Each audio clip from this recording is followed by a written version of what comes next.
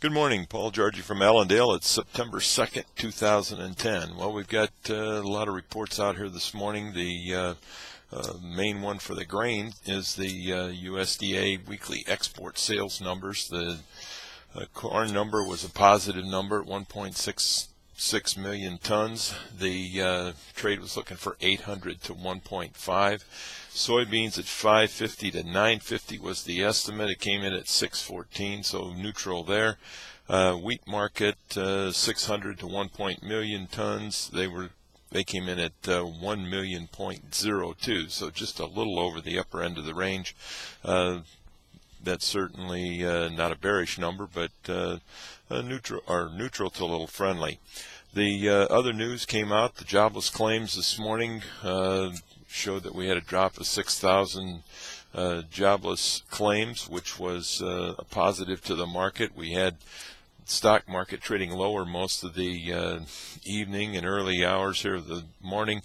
After the report, it moved slightly higher. The dollar right now is down about 20, and crude oil is down 31. Some of the other news out, the UN Food and Agriculture Organization announced that they will be meeting and called a special meeting to address this high grain prices and high food prices around the world. So that's going to happen here very soon. We also had a couple other firms put out their estimates on corn. One came in at 162.5, another at 162.9, so not quite as dramatic lower as the trade has been talking about here in the last several days. The technical areas of resistance and support in the corn market, December contracts got resistance at this 449 3/4 area. January highs, if we take that out, I think will probably create a lot of excitement here in the market for a period of time, but I think this market's getting tired trying to fight through that area. Expect a little bit of a setback here, some profit taking going into the long holiday weekend. We've got support on the chart around the 432 area in the December contract. On soybeans, estimates there, two different companies came in with a 43.5 bean yield estimate, so pretty much in line of what the trade was looking for. Nothing too dramatic there.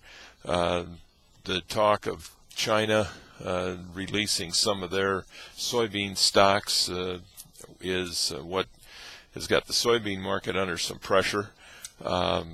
Technical support 993, resistance today at 1020 in the November contract. Wheat market, there's more news coming out of there. Russia, Putin has said that he will not lift the ban on wheat exports until after next year's harvest. So they're trying to determine if that means that he got it wrong. It's supposed to be this year's harvest or not, but I would think that that would be supported to the wheat market, as he's now stretching that ban out from December 31st all the way into mid-2011. Turkey, although, come out and said that they will sell some of their state-owned wheat stocks. Japan buys some wheat from the U.S., 139,000 tons.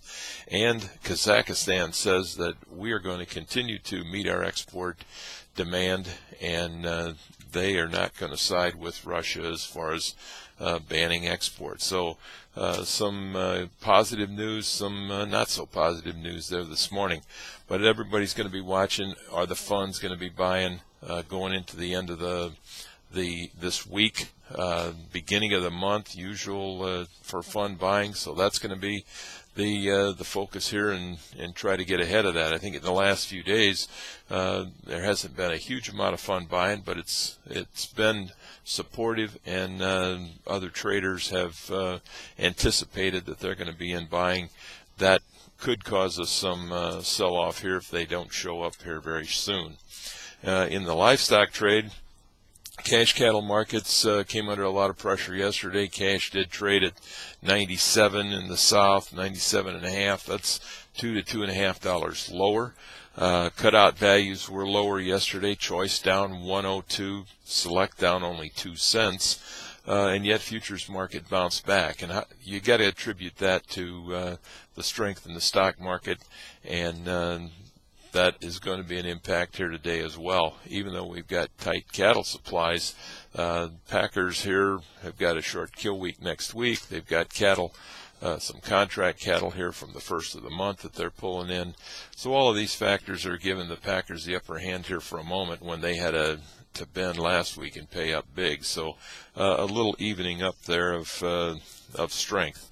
The pork market, cutout values are down 50 cents. We've got the Goldman roll going on in the futures where they're selling the nearby October and buying December. That's probably going to take place here for another 3-4 days.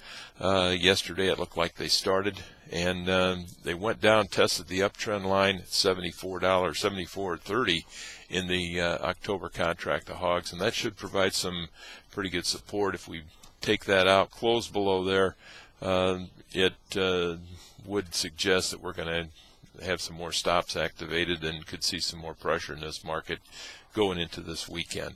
So stay tuned to Allendale. Don't forget, stick with us here tomorrow morning. We're going to produce a special YouTube video tomorrow morning that'll describe in detail the Allendale yield survey.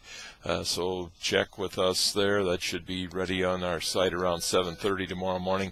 And we'll try to answer any questions you have. You can reach us at 800-262-7538. We wish you a successful trading day, and we'll talk to you tomorrow morning. Thank you.